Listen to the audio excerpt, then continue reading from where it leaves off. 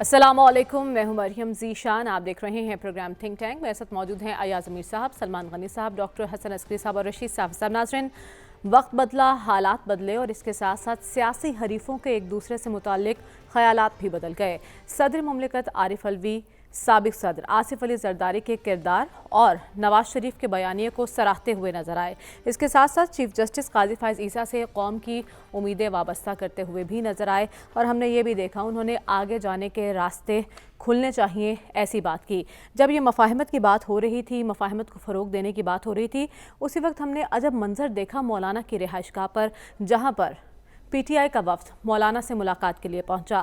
اب اس ملاقات میں کیا باتیں ہوئیں، کیا مقصد تھا، اس پر بھی ہم پروگرام میں آگے جا کر بات کریں گے، لیکن اس سے پہلے صدر کی مفاہمت کی بات پر بات کر لیتے ہیں. یا صاحب، مفاہمت کی یہ بات اور یہ معاملات آپ کو آگے بڑھتے ہوئے نظر آ رہے ہیں؟ محترمہ، آپ سے کئی دفعہ درخواست کی ہے کہ ان اینک کی دکانوں کا ہمیں کوئی پتہ بتا دیں جہاں سے آپ پہن کے اور ہمارے اور بھی کرم فرما ہیں یہاں سے لے کے اسلام آباد تک جو پہن کے ان کو حالات جو نظر آتے ہیں ہم بھی ایسے دیکھ لیں.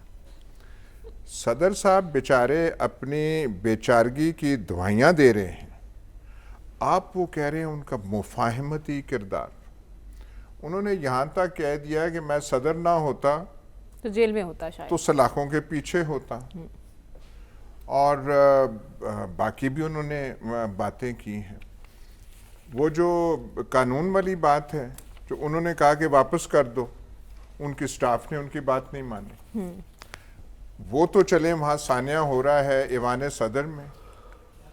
یہاں جو ہمارے مہربان ہیں انہوں نے کہا صدر نے تو اپنی وہ جو ہے اس کا وقار گرا دیا ہے، ان کو اب استعفیٰ دینا چاہیے. یہاں پہ ایسی باتیں ہوتی رہی، بیچارے وہ جائیں کہاں. لیکن اپنی پارٹی کی طرف سے وہ پہلے بھی کوششیں کرتے رہے مفاہمت کی، کچھ ملاقاتیں بھی انہوں نے کروائیں. بھائی کوشش تو کریں، پر جو حالات ہیں یہاں پہ جو ہیں اس میں کوئی آپ کو مفاہمت کی بات نظر آتی ہے؟ اس وقت مقصود اور مطلوب ایک چیز ہے کہ ایک جماعت کو جس کا نام ہم بھول جاتے ہیں کسی صورت میں آگے نہیں آنے دینا.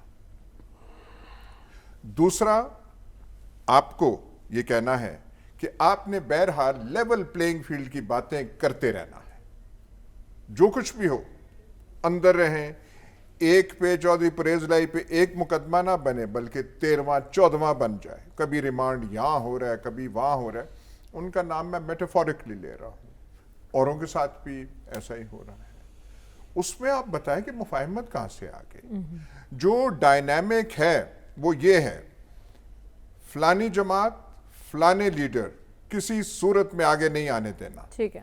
اور سرکاری عشیرباد، سرکاری پیار، سرکاری لاڈ وہ ایک آدمی کے لیے ہے. عدالتی آسانیاں ہو گئیں، قانونی آسانیاں ہو گئیں. وہ جاتے ہیں، وہ ابھی تک قدم نہیں رکھتے تو قانون کے جو وہ دروازے اور تالے کھلتے جاتے ہیں. پیپلز پارٹی کہہ رہی ہے نا لاڈلا پلس. لاڈلا پلس سے بھی بہت آگے سارا کچھ وہ دیکھ رہے ہیں. حالانکہ ان کا خیال تھا کہ ہمارا بھی کچھ ہو جائے گا. لاڈلا پلس وہ بھی ہیں، لیکن لاڈلا پلس 2 ہے. لاڈلا پلس 1 جو ہے وہ ہمارے یہ ہیں. اور ایک لاڈلا. اچھا، ایک یہاں پہ عجیب صورتحال ہوتی ہے. بات آج کی ہو رہی ہے کہ یہ ہے، ان کے لیے یہ ہے. ایک دم وہ کمپیوٹر جاتا 2018 میں اگر دیکھیں تو یہ ہو گیا تھا اور یہ ہو گیا تھا. وہ آج کی بات کریں، خدا کے واسطے آنکھیں آپ کی بند ہیں. وہ چشمے جو ہے موجودہ سیاسی منظرنامے میں کہیں مفاہمت نظر نہیں آ رہی، کچھ گنجائش نہیں ہے. ایک جماعت کو نہیں آنے دینا. ٹھیک ہے، لیکن ہم دیکھ رہے ہیں وہ جماعتیں بھاگ دوڑ تو کر رہی، ملاقاتیں کر رہی. سلمان صاحب، آپ کو کوئی مفاہمت کی راہ نکلتی نظر آ رہی ہے؟ کیونکہ نواز شریف صاحب نے بھی تو اپنے تقریر میں یہی بات کی تھی کہ سب کو ساتھ لے کر مل کر بیٹھنے کی ضرورت ہے.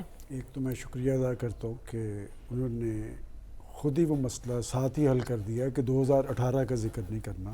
چونکہ یہ جو سرکاری لاڈ اور پیار ہوتا ہے یہ حالات کے ساتھ ساتھ بدلتا ہے. اور لاڈلے کی اصطلاح تو خود وہ جو آپ نے پیپلز پارٹی کا ذکر کیا ہے، یہ جو اصطلاح تھی یہ آئی بی پیپلز پارٹی کی طرف سے تھی. اور جہاں تک آپ نے مفاہمت کی بات کی ہے، میرا کوئی نیا اس حوالے سے نقطہ نظر نہیں. میں یہ سمجھتا ہوں کہ ہر دور کے اندر پریزیڈنٹ ہاؤس کی ایک اہمیت رہی ہے کہ پریزیڈنٹ ہاؤس میں جو بھی بیٹھا ہوتا ہے، جب پولیٹیکل فورسز کے آپس میں تناؤ ہوتا ہے، ٹکراؤ ہوتا ہے اور وہ بیٹھنے کے لیے تیار نہیں ہوتے، تو پریزیڈنٹ ہاؤس ہی اس میں رول ادا کرتا ہے. اور وہ صرف پریزیڈنٹ ہاؤس نہیں ہوتا، وہ ایک پوری ایک سائنس ہے. لیکن صدر صاحب نے تو پہلے بھی کئی دفعہ کی ہیں. جی میں نے اس لیے کہا کہ ماضی کے اندر بھی جب ڈائیلاگ ہوتے ہیں وہ کسی کی وجہ سے ہوتے تھے کہ بیٹھ کے کچھ چیزیں اب یہ دو چیزیں، ایک تو کیا ڈائیلاگ ہونے چاہیے اور کیا ہو پائیں گے. جہاں تک ڈائیلاگ ہونے چاہیے تو ڈیموکریسی میں ڈائیلاگ ہی ہوتا ہے، اس میں ایک دوسرے کے ساتھ بیٹھ کے ایشوز کو حل کر لیے جاتے ہیں. آئیڈیل پوزیشن یہی ہوتی ہے. اور سیاست میں نا جو وقت پر فیصلے ہوتے ہیں وہ بڑے امپورٹنٹ ہوتے ہیں. جناب صدر پہلے بھی کہتے رہے، اب بھی وہ کہہ رہے ہیں، لیکن ان کے پاس بہت سارا وقت تھا. مجھے یاد ہے میری بھی گورنر ہاؤس میں ان سے ملاقات رہی. کیا وہ اب اس پوزیشن میں ہے کہ مفاہمت کروا سکیں؟ دیکھیں ایک دروازہ ضرور ہے، وہ اگر کوئی بات کر رہے ہیں نا تو وہیں یہ، لیکن آپ نے یہ بات جو کہی کہ جی کیا ہوں گے، جس شخص سے ڈائیلاگ کی بات ہو رہی ہے نا، جب جو وہ ہم یہ کہتے ہیں قومی ڈائیلاگ، تو یہ نہیں ہوتا کہ اس میں سے کوئی پولیٹیکل پارٹی باہر رہے. اور کیسے وہ مذاکرات ہوں گے کہ وہ ایک شخص تو جو مخالفین کے ساتھ، یہ نہیں کہ وہ جب پرائم منسٹر تھے کہ جی یہ چور ہیں، یہ ڈاکو ہیں، اور اس کے بعد بھی آپ دیکھ لیں 9 مئی تک. پھر یہ بھی ایک تاریخ کی بات ہے کہ ہمارے شاہ محمود قریشی صاحب، فواد چودھری صاحب، مذاکرات ہو رہے تھے اور مذاکرات نتیجہ خیز ہو رہے تھے. کس نے اس سے سارے مذاکرات پہ اثر انداز ہوئے؟ میں سمجھتا ہوں کہ اس کیفیت کے اندر مذاکرات، اگر تو کہیں سے کوئی پریشر نہیں ہے تو مذاکرات نہیں ہوں گے. لیکن یہ جو اس ٹائم پہ یہ جو باتیں ہوئی ہیں نا، یہ باتیں تو الیکشن کے تناظر میں ہو رہی ہیں، لیکن میں نہیں سمجھتا کہ یہ الیکشن کے تناظر میں ہو رہی ہیں. یہ باتیں کسی اور تناظر میں ہو رہی ہیں، اس لیے کہ بڑی عجیب و غریب سی خبریں بھی آ رہی ہیں کہ جی دسمبر میں صافی صاحب کے صوبے میں شاید ایمرجنسی کی بات ہو رہی ہے. تو بات یہ کہ دنیا کی سیاست میں سیاستدان بیٹھ کے مسئلے کا حل نکال لیتے ہیں. اب بھی آپ کو یاد ہوگا 1977 میں بھی اور لائن کٹ گئی کہ پھر ایک وقت ہوتا ہے کہ یہ سارے پچھتاتے ہیں. تو شاید کوئی ایسی بات ضرور ہے. لیکن ہم دیکھ رہے ہیں اس موقع پر پی ٹی آئی اور پی پی پی ہم آواز نظر آ رہے ہیں لیول پلینگ فیلڈ کے معاملے پر اور انتخابات کے معاملے پر. کیا ان میں بھی کوئی برف پگھلنے کا امکان ہے؟ Party, J U I, Muslim League Noon, ان سے تو پی ٹی آئی، دیکھیں یہ بات اچھی ہے. اگلا چونکہ آپ نے سیگمنٹ اس میں فضل الرحمان صاحب کا رکھا ہے، یہ اسد کیسر صاحب، پرویز خٹک صاحب جب یہ اسی پارٹی میں تھے، میرے ذاتی علم میں ہیں کہ جی سراج الحق صاحب سے اور پارٹی سے وہ کہہ رہے تھے کہ جی ہماری کوئی بات کروا دیں. لیکن میں سراج الحق صاحب نے خود ہمیں یہ بات بتائی. ہم نے کہا ذرا آپ دیکھ لیں کہ یہ خود کھڑے رہتے ہیں. وہی ہوا کہ اگلے دن جناب پرویز خٹک صاحب جا چکے تھے. لہٰذا ڈائیلاگ ہونے چاہیے، لیکن ڈائیلاگ ہوتے نظر نہیں آ رہے. ڈاکٹر صاحب، صدر صاحب مفاہمت کی بات کر رہے ہیں، آپ کو لگتا ہے کہ مفاہمانہ کردار ادا کرنے پر صدر صاحب پہ کوئی پارٹی کا پریشر ہے؟ دیکھیے پہلی بات تو یہ ہے کہ اصولی سطح پر اگر آپ بات کریں گے تب تو مفاہمت کی ضرورت ہے، ہم اس سے انکار نہیں کر سکتے. اور پاکستان میں اگر سٹیبلٹی آنی ہے تو وہ مفاہمت کے بغیر نہیں ہے. الیکشن سے سٹیبلٹی نہیں آئے گی، مفاہمت سے سٹیبلٹی آ سکتی ہے. یہ بڑا کلیئر ہے. دوسرا، صدر نے جو بیان دیا ٹھیک ہے، صدر نے بیان دے دیا، لیکن مجھے تو نظر نہیں آتا 1973 کانسٹیٹیوشن کے تحت جتنے بھی صدر ہوئے ہیں، فوجیوں کو چھوڑ دیں، اچھا جتنے سویرین صدر ہوئے ہیں، انہوں نے کوئی ریکنسیلیشن کا رول ادا نہیں کیا. کیونکہ دیکھیے صدور جو ہے نا، اب ہمارے صدور جو ہوتے ہیں وہ ہائیلی پارٹیزن ہوتے ہیں، اور ایسے شخص کو صدر بنایا جاتا ہے جو خدمت کے نام سے شہرت پاتا ہو، اور وہ پھر خادم ہی ہوتا ہے. کہ تو آپ دیکھ لیجئے 73 کے تحت جتنے صدر آئے ہیں، فضل اللہ چودھری سے اٹھا لیجئے، پہلے صدر 73 کے فضل اللہ چودھری تھے. اس کے بعد جو سیولین صدر آئے ہیں دیکھ لیں کتنے سیولین صدر آئے ہیں، ان کا 88 آن ورڈ کیا رول رہا ہے. ریکنسیلیشن کوئی نہیں کروا سکا ہے. دیکھیے ریکنسیلیشن کی بات کرنے کا مطلب یہ نہیں ہے کہ ریکنسیلیشن ہو جائے گی. ریکنسیلیشن کے لیے دو چیزوں کی ضرورت ہے. ایک تو سیاسی ماحول، اس وقت پاکستان میں سیاسی ماحول ریکنسیلیشن کا نہیں ہے. اس لیے باتیں سب کرتے ہیں لیکن آگے کوئی نہیں جائے گا، اپنے رویے سے کوئی نہیں تبدیل ہونے کو تیار ہے. تو لہٰذا ریکنسیلیشن کا تو اس وقت بالکل عملی طور پہ ماحول نہیں ہے، اس لیے کہ اگر آپ نے ریکنسیلیشن کرنی ہے تو ایک بنیادی چیز ذہن میں رکھ لیجیے. وہ کیا؟ اگر آپ 9 مئی پہ اٹکے رہے تو پھر اس ملک میں ریکنسیلیشن نہیں ہو سکتی. الیکشن کرا لیں، سٹیبلٹی نہیں آئے گی. اچھا، اگر اس کو کراس کرنے کو آپ تیار ہیں تب تو امکان ہو سکتا ہے. پروبیبلٹی، امکان کی بات کر رہا ہوں، ممکن ہو سکتا ہے، ضروری نہیں کہ ہو. دوسرا پھر یہ ہے کہ ہمارے ہاں رول آف لا اب نہیں ہے. اب جو ریسنٹ ڈیولپمنٹ ہم نے دیکھی ہیں اس سے یہ پتہ لگتا ہے کہ اصل چیز رول آف لا نہیں ہے، وہ ہے کسی وقت کی ضرورت اور کون سی چیز کنوینینٹ ہے. لہٰذا ایک وقت میں ایک سابق پرائم منسٹر کو سزائیں ملتی رہیں گی، دوسرے وقت میں ہر چیز سابق پرائم منسٹر کے حق میں چلی جائے گی. اور ماشاء اللہ ہم تو سمجھتے تھے صرف سیاستدان ہی یو ٹرن لیتے ہیں، اب ماشاء اللہ نیب نے بھی یو ٹرن لینے شروع کر دیے ہیں. تو جہاں یہ حال ہے، جہاں آپ لا کے بیسس پہ بھی آپ ماحول کو پریڈکٹ نہیں کر سکتے کہ لا یہ کہتا ہے اس طرح ہوگا، اور لا کو آپ مروڑ کے اپنی سہولت کے لیے استعمال کرنا چاہتے ہیں، تو پھر ریکنسیلیشن نہیں ہو سکتی. میرا نہیں خیال کہ پاکستان میں اس وقت موجودہ حالات اگر ریکنسیلیشن کرنی ہے تو اس وقت کے پولیٹیکل کانٹیکسٹ کو ٹوٹلی چینج کرنا ہوگا، اور پلیئرز کو جو ہے تھوڑی سی سنسیریٹی سے اور اوپن مائنڈ سے بات کرنی ہوگی. اور وہ فی الحال ہمیں آثار کوئی نہیں ہے، فی الحال ٹھیک ہے، دیکھا جائے گا پھر کیا ہوگا. آپ کو بھی آثار دکھائی نہیں دے رہے. صافی صاحب، آپ کی نظر میں صدر صاحب کے سیاسی خیالات اور مفاہمت کی بات یہ کیا ظاہر کرتی ہے؟ مریم، آپ نے اپنے سوال میں ہی وہ نقطہ اٹھا لیا جس کے ہوتے ہوئے یہ مذاکرات یا ان کی کوئی کوشش برابر ثابت نہیں ہو سکتی. سیاسی خیالات، وہ خود کہہ رہے ہیں کہ ان کا لیڈر آج بھی وہی ہے جو اڈیالہ جیل میں قید ہے. بھئی آپ پھر وفاقی پاکستان کے صدر کہاں کے ہوئے؟ اگر آپ ایک سیاسی جماعت کی نمائندگی کر رہے ہیں اور ایوان صدر میں بھی بیٹھے ہیں، تو پھر آپ کس طرح یہ جو آپ ایک غیر جانبدار ہو کے یہ مفاہمت کا اتنا ایک مشکل ٹاسک سر کر سکتے؟ بہتر تو یہی ہے کہ جس طرح آپ سیاسی خیالات میں اس حوالے سے کہہ رہی ہوں صافی صاحب، وہ جو چور چور ڈاکو ڈاکو کے نعرے لگاتے تھے، اب وہ آصف زرداری کو کریڈٹ دیتے نظر آ رہے ہیں پاکستان کھپے کہنے پر، اور نواز شریف کی مفاہمت کے بیانیے کو بھی سراہ رہے ہیں. اس اعتبار سے میں بات کر رہی ہوں. وہ پاکستان کپے کے نعرے کو یا آصف علی زرداری صاحب کی مفاہمت کو اس لیے سراہ رہے ہیں کہ اس وقت وہ بے بس ہے. اس کو تو اصولاً اپنے عہدے سے الگ ہونا چاہیے. جب اپنے ایک سیکٹری ان کی بات ماننے پہ روا نہیں ہے تو کجا نواز شریف صاحب اور کجا اڈیالہ جیل میں قید ایک بہت بڑی لیڈر جن کی بہن باہر آ کے کہتی ہے کہ شدید ناراض ہے قید لیڈر صدر پاکستان سے. تو دونوں طرف نہ تو نواز شریف صاحب ان سے بات کرنے کے لیے تیار ہے، نہ وہ خود اپنے لیڈر سے نہ مل سکتے ہیں نہ بات کر سکتے. تو مفاہمت تو ان دو بڑے فیکٹر کے بیچ میں ہونی ہے، اور بیچ میں اسٹیبلشمنٹ کے حوالے سے بھی ان کا بھی ایک کردار ہے. میں نہیں سمجھتا کہ صدر صاحب کو یہ بیان دینا بھی زیب دیتا ہے.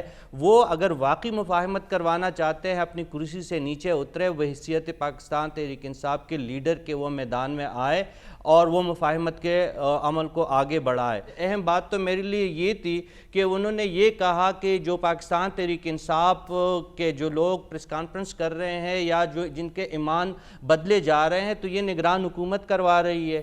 بھائی یہ تو بچے کو پتہ ہے کہ نگران حکومت کی کیا اوقات ہے کہ وہ ایسا کر سکے. آپ اتنی لب کشائی نہیں کر سکتے تو پھر آپ اتنے بڑے ٹاسک کی ذمہ داری بھی نہ لیں. یہ ان کی بس کی بات نہیں ہے، نہ ان پہ کوئی یقین کرنے کے لیے تیار ہے. وہ ایک پارٹی کے رہنما ہے، وہ ایک پارٹی کے نمائندے ہے.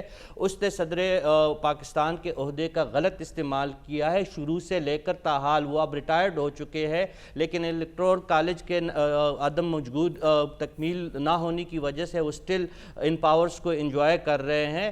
وہ اگر کرنا چاہتے تو کریں، یہ شوشے نہ چھوڑے. ہاں مفاہمت کی بات ہونی بھی چاہیے اور عملاً بھی اس کی طرف قدم بڑھانا چاہیے. لیکن صدر صاحب کا جو طریقہ کار ہے اور جس طریقے سے وہ کہہ رہے ہیں کہ میں اگر صدر پاکستان نہ ہوتا تو جیل میں ہوتا، میری نظر میں تو جیل میں نہیں، وہ پریس کانفرنس کر چکے ہوتے، کیونکہ کراچی کے جو ان کے باقی ساتھی ہیں وہ سب سے پہلے پہل کر چکے تھے پریس کانفرنس میں.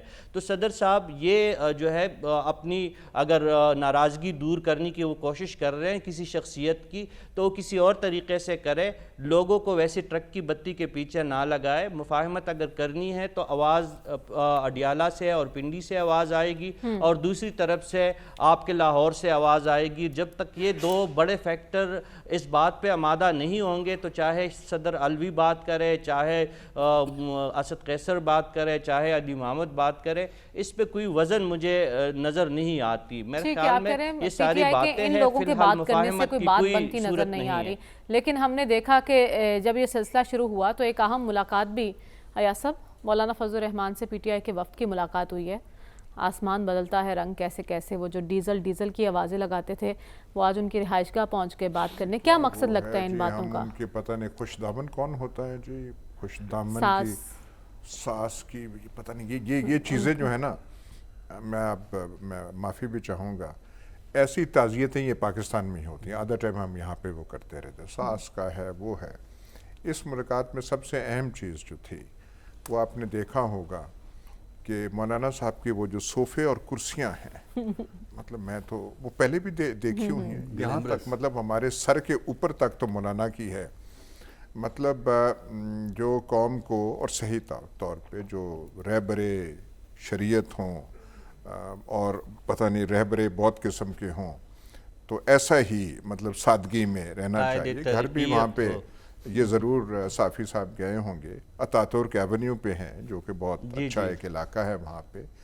تو کاش ہمیں بھی فضیلت کے یہ جو ہے راہوں میں ہم بھی کچھ دیر چل لیں، کیونکہ وہ ساری میرے خیال تعزیت کیا کی ہوگی، صوفے سے ہم بہت امپریس ہو گئے.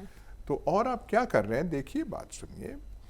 اس وقت جو چیز سب کو نظر آ رہی ہے، سوائے کئی دفعہ تھنک ٹینک کی آنکھیں تھوڑی سی نظریں جھنجھلا جاتی ہیں، ان کو وہ نہیں آتی کیونکہ وہ دوربینوں کا اثر ہوتا ہے.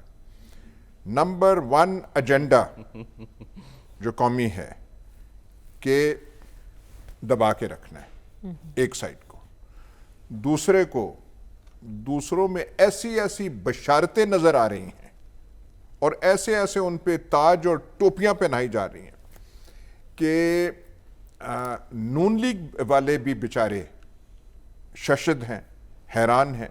لیکن سرکاری وہ جو چیز ہے ساری ان کو وہ کر رہے ہیں. اب یہ وہ جو کہتے ہیں نا کہ ڈیل کے تحت آ رہے ہیں، کیا پس پردہ باتیں ہوئیں، کیا ہیں باتیں نہیں ہیں، وہ اس کا ہمیں علم نہیں ہے. جو 2018 میں ناانصافیاں ہوئی تھی نا ہمارے ساتھ اب انصاف ہو رہا ہے، ان کا ازالہ ہو رہا ہے. دیکھیے آپ 2018 کا جتنا بھی ذکر کریں، دیکھیے علامات وہ جو ہے سختی ہماری تاریخ میں 1-2 رہے ہیں.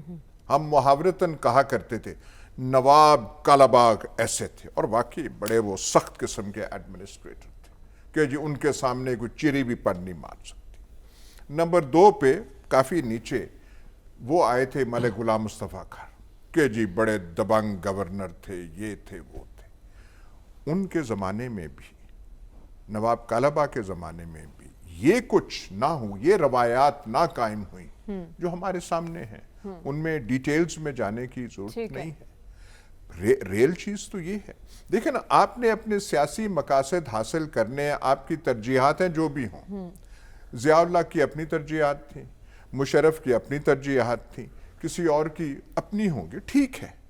لیکن یہ جو ان ترجیحات کی تکمیل کے لیے جن راستوں پہ آپ چل رہے ہیں، یہ روایات جو پاکستان میں قائم ہو رہی ہیں، یہ جو پریسیڈنٹس قائم ہو رہے ہیں، یہ جو امیجری ہمارے سامنے آ رہی ہے، یہ کیا اچھی ہے؟ یہ کیا ہماری نیک نامی کا باعث بن رہی ہے؟ باقی چیزیں ٹھیک ہے بھائی، کسی نے تب کسی کو فیور کیا تھا، ٹھیک ہے، آج کسی کو فیور ہے، ٹھیک ہے، آل رائٹ. یعنی پاکستان کی ہمارے نصیب میں یہی لکھا ہوا ہے، کبھی یہ ٹھیک ہو گیا. پر جو آپ طریقہ ہے، جو اب ہیومن رائٹس وائلیشنز جو ہیں وہ تو ایک محاورہ بن گیا, بے معنی محاورہ پاکستان میں بن گیا ہے. ٹھیک ہے. قانون کا آپ دیکھ لیں, ہائی کورٹوں کا دیکھیں, ایسے کبھی نہیں ہوا تھا کہ ہائی کورٹ کے احکامات ایک نہیں آ رہے, آئی جا رہے ہیں. آپ کہہ رہے دائروں کا سفر جاری ہے لیکن طریقہ کار بدل گیا ہے. سلمان صاحب, بات ملاقات کی, اور اس ملاقات کا مقصد آپ کی نظر میں کیا ہو سکتا ہے؟ دیکھیں, ایک تو جہاں ملاقات کا فیصلہ ہوا ہوگا ان کی ذہانت کو داد دینی چاہیے کہ پریزیڈنٹ صاحب تو تعریف کر رہے تھے آصف علی زرداری صاحب کی اور نواز شریف صاحب کی, وہاں سے لگتا ہے کہ آپس میں کوئی کنیکشن ہے, اور عملاً ملاقات کے لیے اس شخص کے پاس پہنچ گئے. اچھی روایات ہیں, قائم رہنی چاہیے آپس میں, کہ 2-3 ہفتے پہلے ان کی ساس صاحبہ کا انتقال ہوا, اور یہ تھوڑی سی سائنس ہم جانتے ہیں کہ مذاکرات یا کس طرح ہوتے ہیں, کہ وہاں بیٹھے سوچا گیا ہوگا کہ مولانا صاحب کے پاس جانا ہے تو کیا بات ایسی لے کے جائیں, اور وہ ڈیزل ہائی آکٹین میں تبدیل ہو گیا.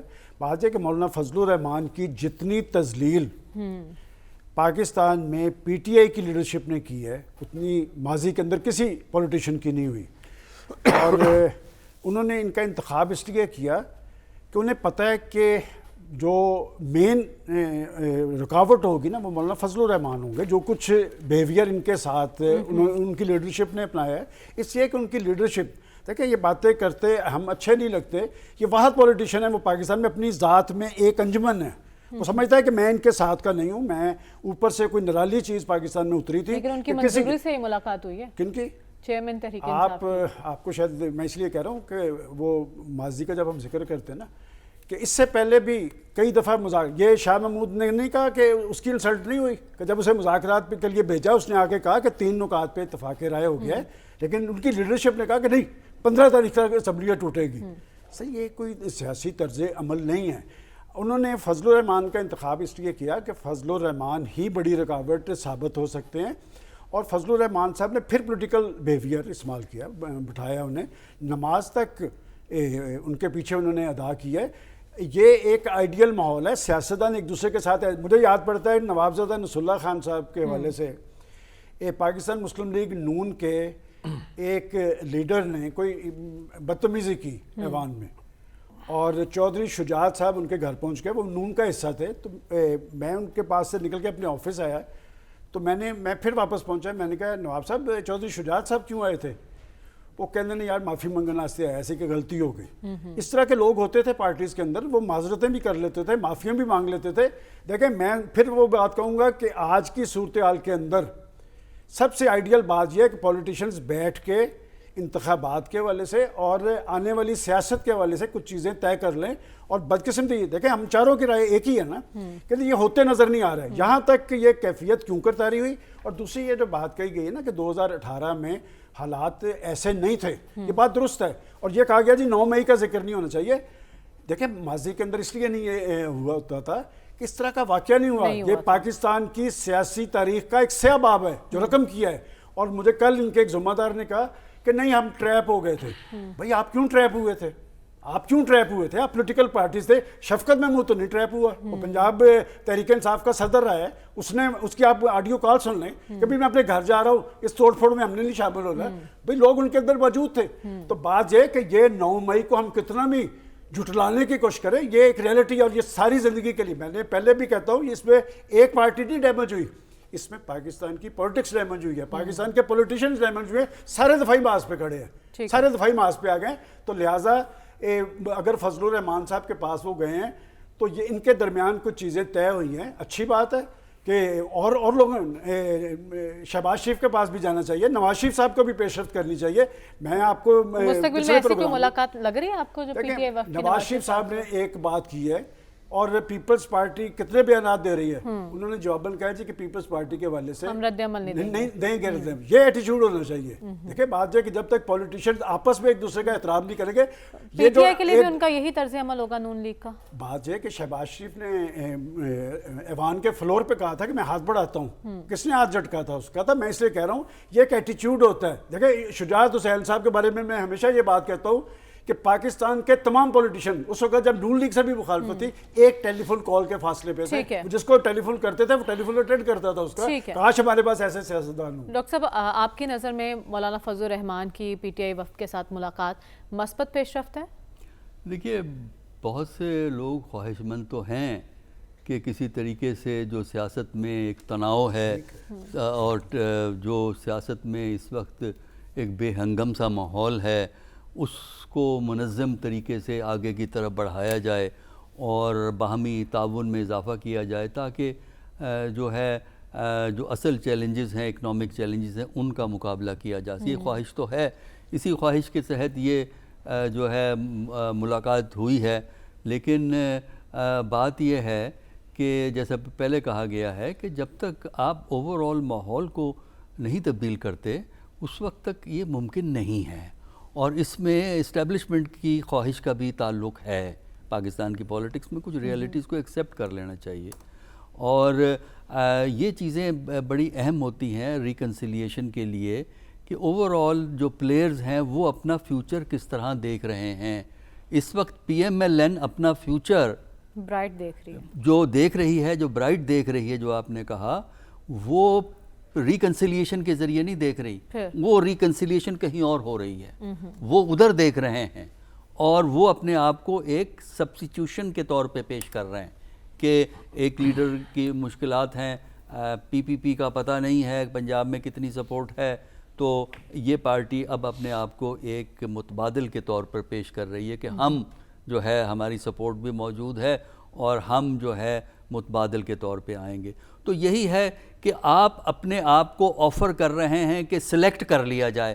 اگر پاکستان کی, یہی تو سب سے بڑی ٹریجڈی ہے ہمارے پولیٹیشین کی کہ کبھی کوئی سلیکٹ ہو جاتا ہے, کبھی دوسرا سلیکٹ ہو جاتا ہے, لاڈلا بننے کی ریس. تو یہ جو ریت ہے اس میں چونکہ کام آسان ہے نا, کیونکہ اس میں آپ کا جو انٹریکشن ہے وہ ہائی لیول پہ چلتا ہے.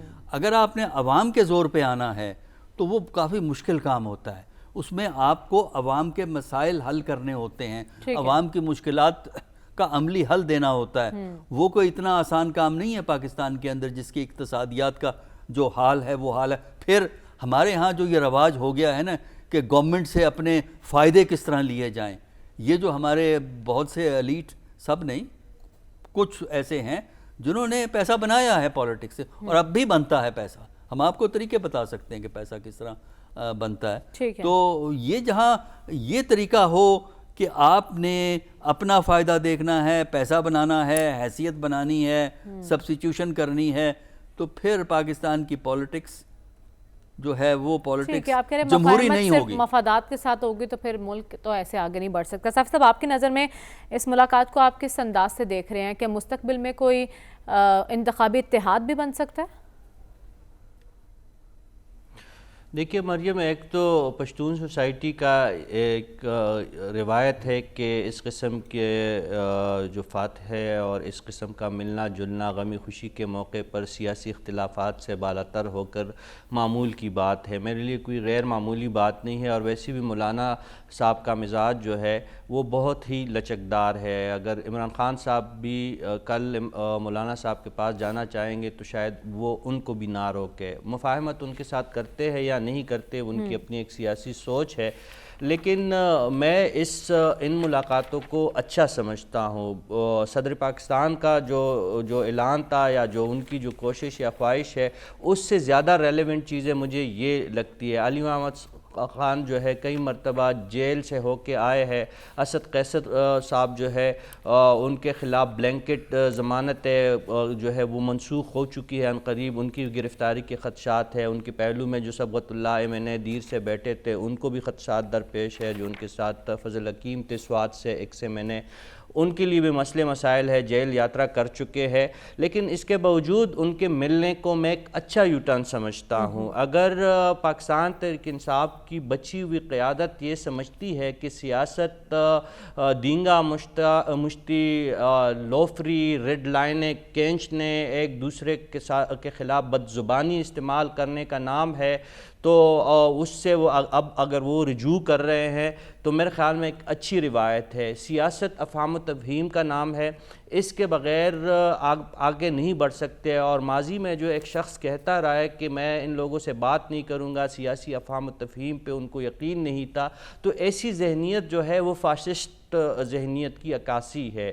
اگر کوئی سیاستدان اپنے آپ کو کہلوانا چاہتا ہے تو وہ پھر اس کی مفاہمانہ رویے میں کسی وقت جو ہے اس کا دروازہ بند نہیں ہونا چاہیے. اور مولانا سے ملنا پی ٹی آئی کے لیے اس لیے بھی ضروری تھا کیونکہ مولانا ہی, جس طرح سلمان غنی صاحب نے بہتر نشاندہی کی کہ سب سے زیادہ نشانہ سوشل میڈیا اور میڈیا کے ذریعے مولانا فضل الرحمان ہی رہے ہیں, اس لیے ان کے ساتھ اس قسم کے تعلقات استوار کرنا زیادہ ضروری تھے. اور نواز شریف صاحب نے تو آتے ہی لاہور کے جلسے میں سیاسی جماعتوں تو کیا انڈیا کے ساتھ بھی تعلقات کو معمول پہ لانے کی بات کی, بلکہ انہوں نے تو اس حد تک بات کی کہ انڈیا اور بنگلہ دیش سے ہوتے ہوئے وہ ایک اکنامک کوریڈور بنانے پہ بھی وہ راضی ہے اور اس کے لیے بھی ان کی خواہش موجود ہے. کشمیر کے باوقار حل کی بات بھی انہوں نے کی, تو وہ تو مفاہمت کے لیے تیار نظر آ رہا ہے. تو یہ ایک اچھا آغاز ہے, یہ ایک اچھا سبق ہے پاکستان تحریک انصاف کے لیے. اور جو جیل میں قید لیڈر ہے وہ بھی سیکھ جائیں گے, لیکن سیکھنے کی قیمت جو ہے وہ چند سال کی جیل جو ہے وہ ضرور انہیں وہ قیمت چکانی پڑے گی. اس کے بعد پھر وہ نواز شریف صاحب کی طرح سیاست میں اپنا ایک فعال کردار ادا کر سکتے ہیں. اور میری نظر میں نواز شریف صاحب کا موجودہ کردار جو ہے وہ ان کا چپ رہنے کا نتیجہ ہے, جو طویل مدت تک وہ چپ رہے اور حالات کا جائزہ دیتے رہے, اور آج وہ ریلیونٹ ہے اور ڈرائیونگ سیٹ پہ ہمیں نظر آ رہے ہیں. وہ ٹھیک ہے, آپ کہہ رہے ہیں دوسری لیڈرشپ کو بھی ایسے ہی حکمت عملی کی ضرورت ہے اور ماضی سے سبق سیکھنے کی ضرورت ہے. ہمیں پروگرام میں آگے بڑھنا ہے اور غزہ کی صورتحال پر بات کرنی ہے. اس بریک کے بعد اسٹے ود اس.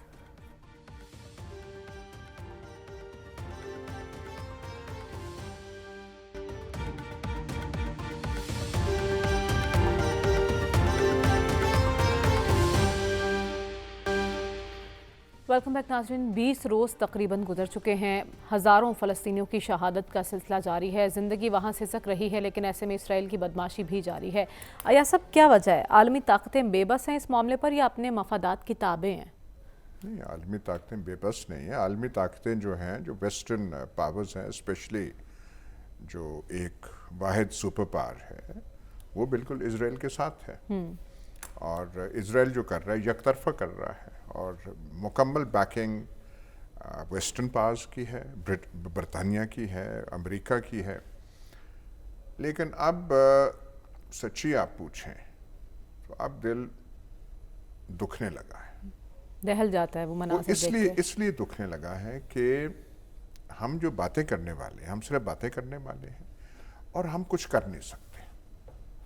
اور ہماری بے بسی, جسے آپ عالم اسلام کہہ لیں, مسلم ممالک کہہ لیں, یا ان کی بے بسی اور مصلحتیں وہ ایسی ہیں. اور کچھ میں تھوڑا یہ ڈر کے کہہ رہا ہوں, کچھ میرے خیال حماس کی مس کیلکولیشن بھی ہے کہ انہوں نے ایسا کیا اور ماحول ایسے پیدا ہوا کہ اسرائیل جو کر رہا ہے, اور مغربی دنیا میں جو کم از کم حکومتیں ہیں وہ اپلوڈ کر رہا ہے کہ اسرائیل کو حق ہے اور یہ ہے اور وہ ہے. جو یہ تھا پہلے کے دنوں میں کہ شاید یہ کانفلکٹ بڑھ جائے, امریکہ ہینڈل نہ کر سکے, اسرائیل ہینڈل نہ کر سکے, وہ تو ساری جو سوچ ہے وہ غلط ثابت ہو رہی ہے. حزب اللہ بیچارہ جتنا وہ کر سکتا ہے, دیکھیں نا, حزب اللہ ایک تنظیم ہے, کسی ریاست یا ملک کا نام نہیں ہے. اس نے ناردرن بارڈر پہ, اسرائیل کے ناردرن بارڈر پہ کچھ نہ کچھ ڈسٹریکشن, دھیان ہٹانے کی کاروائیاں کی ہیں, پر اس نے اعلان جنگ تو نہیں کی. ایران کی قیادت جو ہے, جو بالکل حماس کے پیچھے ہے, حزب اللہ کے پیچھے ہے, لیکن وہ بڑی سمجھدار قیادت ہے. اس نے کوئی ایسا اعلان نہیں کر دیا کہ ہم اسرائیل کے خلاف جنگ ہم ڈکلیئر کر رہے ہیں اور یہ کر رہے ہیں. باقی کسی خاطر میں کوئی رہ نہیں جاتا. اب ہمارے لیے کہنا جو ہے بڑا آسان ہے کہ عرب ممالک کو تیل کا ہتھیار استعمال کرنا چاہیے تھا, یہاں امبارگو لگانے, ایسی وہ جو ہے دنیا چینج ہوگی, یہ 73 کی ہے نہیں. تو وہ کیے جا رہا ہے. میں کم از کم سمجھ رہا تھا کہ شاید وہ گراؤنڈ انویژن غزہ کا اسرائیل نہ کرے, کیونکہ اس میں خطرات ہو سکتے ہیں. लेकिन कल उन्होंने दावा किया है ऐसा करने वो शुरू कर दिया है, और अब तो वो इस बेदरेक तरीके से वहाँ बमबारी हो रही है। उन्हें पता है कि सवाए खाली अल्फाज के हमारे खिलाफ कुछ नहीं होना। और वो बेंजामिन नेतन्याहू की वो जो है वो बेंयामीन नेतन्याहू की कुछ वो वीडियो भी वो कुछ ऑडियो कुछ वो लीक हुई है कि क्या है, बोलते रहेंगे तो उससे क्या फ़र्क पड़ता है, हमें इस तरीके से उन्हें क्रश करना चाहिए, और वो क्रश करने के दर पे हैं। और ये हमारे लिए कहना आसान है कि जी इसके बड़े रैमिफिकेशंस होंगे, इसके बड़े असरात होंगे, लेकिन जो अभी तक इजराइल और अमेरिका जो कर रहा है वो अंग्रेजी का लफ्ज़ है कि इम्प्यूनिटी के साथ कर रहा है, इस यकीन के साथ कि हमारे खिलाफ कुछ नहीं होगा। और ये जो है कई लोग जो कमेंटेटर्स कहते हैं कि जी देर पा अमन वहाँ नहीं कायम होगा, देर पा की चीज़ें किसने देखी? ठीक है, तो ये अब जो है हमने बीच में देखा जो बाइडन का एक बयान था वो इसराइल को ये हिदायत कर रहा था कि हमास और हिजबुल्लाह दोनों महाजों पर एक साथ जंग ना छेड़ी जाए। आपको लगता है क्या मामला किस तरह से आगे बढ़ेंगे? यार साहब लास्ट वीक पे बड़े यकसू थे, आज मैंने महसूस किया है कि मेरा ख्याल ऐसी कैफियत वहाँ पर नहीं है। आप बाइडन की बात कर रहे हैं तो जो सलामती कौंसिल में दूसरी रेजोल्यूशन आई है, बरतानिया वहाँ पर खामोश रहा है, और बाइडन साहब उन्हें अब भी ये कहते नज़र आ रहे हैं कि वहाँ पर यरगमाली की ज़मीनी जंग इसलिए शुरू ना करें कि उन्होंने 4 यरगमाली तो रहा किए हैं और 200 के करीब हैं, और अमेरिका मुझे नहीं पता कि वो इसराइल से ज़्यादा क्यों यरका हुआ है कि यरगमालियों को छुड़वाना चाहिए, और इसलिए वो ज़मीनी जंग से परहेज़ कर रहा है। जहाँ तक हमास की बात है, बात यह कि सबसे इम्पोर्टेंट बयान लास्ट वीक तो हम कंफ्यूज थे कि वो तुर्की फैसल ने क्या कहा है। आप ज़रा BBC पे जाके देखें, वो एम्बेसडर है अमेरिका में सऊदी अरब का, उसने कहा कि हमास को टारगेट किया जा रहा है कि हमास ने ये जारियत की है, ये 75 साल से वहाँ पर ये जो वहशियाना बीमारी ये क्यों चल रही थी। ये बहुत इंपॉर्टेंट बयान। और दूसरी बात एक हमास के लीडर ने कहा है कि हमारी जो फ़ौज है उसमें 85% यतीम बच्चे थे, ये बच्चे हैं, ये जो जवान हो गए हैं, वो अगर अपनी इस ज़मीन को वागजार नहीं करवाएंगे तो इसी ज़मीन के अंदर दफन होना पसंद करेंगे। ये तंग आमद बजंग आमद वाली बात है। और बात ये कि ये बात दुरुस्त की गई है कि आलम इस्लाम को जो रोल अदा करना चाहिए था। एक ट्रेंड जो मैं देख रहा हूँ, मैं सारा दिन ये देखता रहता हूँ, वो फ़लस्तीनियों से यकजहती का इज़हार करते हैं सारे, ज़रा उठा के देखें, लेकिन इसराइल की मजम्मत नहीं करते। और वो जो बाइडन का आपने कहा है अब वो ह्यूमन राइट्स की बात नहीं करते। exactly. और बाइडन साहब जिस दिन इसराइल पहुंचे हैं, वो कौन सा दिन था जिस दिन इसराइल ने वहशियाना बमबारी करके 800 लोग मारे थे, और वो वहाँ कहता है कि हम इनकी गैर मशरूत सपोर्ट का ऐलान करते हैं। देखें हमास ने क्या किया है कि क्या हर रोज़ उनके साथ ये कुछ नहीं था होता। ज़मीन किनकी है, आप कब्ज़ा ग्रुपों को सपोर्ट करते हैं तो कब्ज़ा ग्रुपों, मैं समझता हूँ कि मजलूम कभी हमेशा मजलूम नहीं रहता। हमास ने दुनिया की सियासत को तब्दील किया है, दुनिया को 2 हिस्सों में तकसीम किया है। और आप आलम इस्लाम की तरफ देखें ना, वो तो कुछ तो तस्लीम कर चुके थे, कुछ तस्लीम करने जा रहे थे, और अब सलामती कौंसिल में वहाँ पर जो फ़लस्तीन का सफ़ीर था, वहाँ पर इसराइली नुमाइंदा भी बैठा था। उसके बाद आप देखें कि कुवैत का वज़ीर ख़ारजा इसराइली वज़ीर ख़ारजा को शटअप कॉल देता है और वो वहाँ से भाग जाता है। क्यों भाग जाता है? इसलिए उनके पास केस रही है। और इसमें एक अहम रोल जो मैं समझता हूँ कि मगरिब की आवाम का भी है। लंदन में, न्यूयॉर्क में, दुनिया भर में, और 3 मुल्क ऐसे हैं वो इतने खौफजदा हुए हैं, फ्रांस, इटली, एक तीसरा मुल्क, और उन्होंने पाबंदी लगा दी। उन्होंने कहा ये जो मुजाहिरों का अमल है ये हमारे लिए भी खतरनाक हो सकता है। मेरा ख्याल गिला करना चाहिए तो सिर्फ आलम इस्लाम से करना चाहिए। ठीक है, लेकिन ऐसे में रूस और चीन के किरदार पर भी हमें बात करनी है। अमेरिका और बरतानिया ने इसराइल की हिमायत में करारदाद जमा कराई जिसे रूस और चीन ने वीटो कर दिया। डॉक्टर साहब से इस बारे में जानूंगी इस ब्रेक के बाद। Stay with us.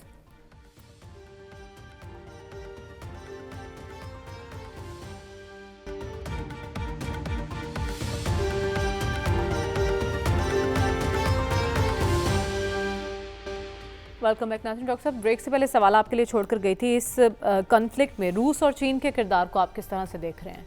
देखिए, रूस और चीन जो हैं डिप्लोमेटिक लेवल पे وہ حماس کو اور پیلسٹینین کو سپورٹ کرتے رہے ہیں ماضی میں بھی اور اب بھی اس معاملے میں کر رہے ہیں، بلکہ حماس کا ایک ڈیلیگیشن اس وقت ماسکو میں ہے اور وہ گفت و شنید کر رہا ہے، کچھ اور لوگوں سے بھی گفت و شنید وہاں ماسکو میں جو ہے وہ ہوگی۔ تو ان کی کوشش یہی تھی کسی طریقے سے سیز فائر ہو جائے۔ یہ جو وہاں معاملے چل رہے ہیں، انسانیت پہ جو وار ہو رہے ہیں اسرائیل کی طرف سے، وہ ختم کر دیے جائیں۔ لیکن ظاہر ہے پہلے دو ریزولوشنز جو تھے جس میں سیز فائر کی بات تھی، وہ تو ویٹو امریکہ نے کیے تھے۔ تیسرا جو ریزولوشن امریکہ نے وہ تھا سمپیتھیٹک سپورٹیو اسرائیل کا، اسرائیل کے حق میں تھا۔ اس کو پھر اس کے نیگیٹو ووٹ پڑا ہے، کچھ ایبسٹینشن ہوئی ہیں، نیگیٹو ووٹ روس اور چین کا پڑا ہے۔ اب معاملہ جو ہے وہ سیکیورٹی کونسل سے یونائٹنگ فار پیس ریزولوشن کے حوالے سے کہ اگر جو سیکیورٹی کونسل سٹیل میٹ ہو جائے، وہاں ایک طرح کی ہر چیز رک جائے، جو کہ ہو گیا ہے، تو معاملہ جنرل اسمبلی میں جا سکتا ہے۔ تو کل سے جنرل اسمبلی میں ڈیبیٹ ہو رہی ہے۔ جنرل اسمبلی میں ریزولوشن تو پاس ہو جائے گا سیز فائر کا، کیونکہ وہاں ویٹو کسی کے پاس نہیں ہے، پاس ہو جائے گا۔ میجورٹی جو ہے وہ سمپتھی رکھتی ہے ڈیولپنگ کنٹریز کے جو ممالک ہیں پیلسٹینین اور حماس کے لیے، لیکن پرابلم امپلیمنٹیشن کی ہے۔ امپلیمنٹیشن اس وقت تک نہیں ہو سکتی جب تک کہ بڑی طاقتیں، خاص کر مغربی طاقتیں جس میں یو ایس اے اور یورپین طاقتیں، اس میں فرانس، جرمنی اور یو کے، یہ چاروں ملک جو ہیں، ان کی پالیسیز کیا ہیں۔ دیکھیے اس وقت جو خطرہ جو ہمیں زیادہ نظر آتا ہے کہ اگر یہ جنگ پھیلتی ہے، ماضی میں جو پالیسی تھی اسرائیل کی اور امریکہ کی بھی، وہ پالیسی یہ ہوتی تھی کہ حماس کو سزا دی جائے، حماس کا نقصان پہنچایا جائے اور اس کے بعد وہ سیز فائر کروا دیتے تھے، 7-8 دن میں، 10 دن میں ہو جاتی تھی۔ اس دفعہ اسٹریٹجی اب ڈیفرنٹ کر دی ہے امریکہ نے بھی اور اسرائیل نے بھی۔ وہ کہہ یہ رہے ہیں کہ ہم حماس کو ختم کرنا چاہتے ہیں، جو کہ ایک بہت بڑی غلط فہمی ہے، کیونکہ اس قسم کی جو تحریکیں ہوتی ہیں وہ ایک طویل انسانی تجربے کی بنیاد پہ ہوا جو کہ فلسطینیوں کو ہوا ہے، لہٰذا فلسطینیوں کی ایک جنریشن کو اگر آپ مار بھی دیں گے، جو نیکسٹ جنریشن آئے گی وہ بھی اسی جد و جہد کا حصہ ہوگی، کیونکہ جب تک آپ انصاف کا تقاضے پورے نہیں کرتے اس وقت تک اس قسم کی تحریکیں ختم نہیں ہوتی۔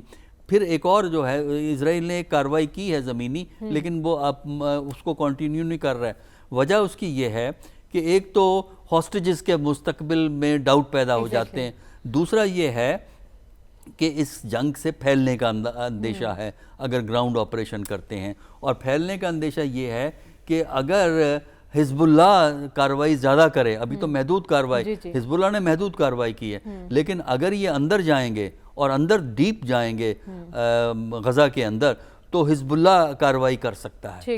اچھا، حزب اللہ کارروائی کا مطلب یہ ہے کہ اسرائیل پھر ساؤتھ لیبنان پہ بمباری کرے گا، اس سے ایسکیلیشن ہوتی ہے، اور امریکہ نے آلریڈی سیریا میں اس قسم کی کارروائی کی ہے، تو اس لیے خطرات جو ہیں وہ بڑھ گئے ہیں، خطرات بڑھ چکے ہیں۔ صاحب آپ کے نظر میں اس جنگ کے پھیلاؤ کے کتنے خدشات ہیں؟ دیکھیں، جنگ کے پھیلاؤ پہ تو بات ہو گئی، خدشات تو موجود ہے، لیکن جو چین اور روس کے حوالے سے آپ نے بات کی وہ انتہائی اہم ہے۔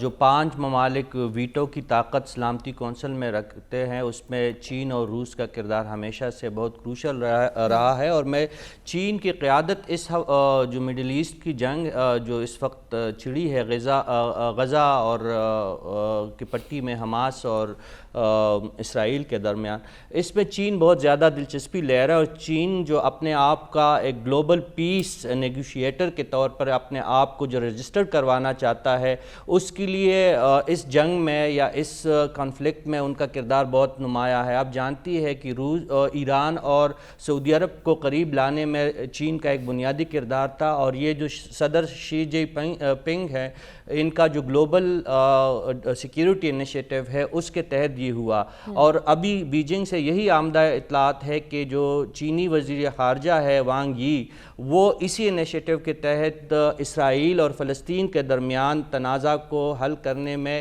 کردار ادا کرنے کے لیے انتہائی سرگرم ہے۔ ہم جانتے ہیں کہ چین جو ہے ایسٹ ایشین ریجن ہے، اس پہ اسرائیل کا سب سے بڑا ٹریڈنگ پارٹنر ہے، تو اسرائیل کے ساتھ بھی ان کے تعلقات ہے، ایران کے ساتھ بھی ان کے تعلقات بہترین ہے، روس کے ساتھ آپ جانتی ہے کہ وہ بھی رشین بلاک ہی کا حصہ تصور کیا جاتا ہے، تو ایسے میں چین کا کردار انتہائی اہم ثابت ہو سکتا ہے۔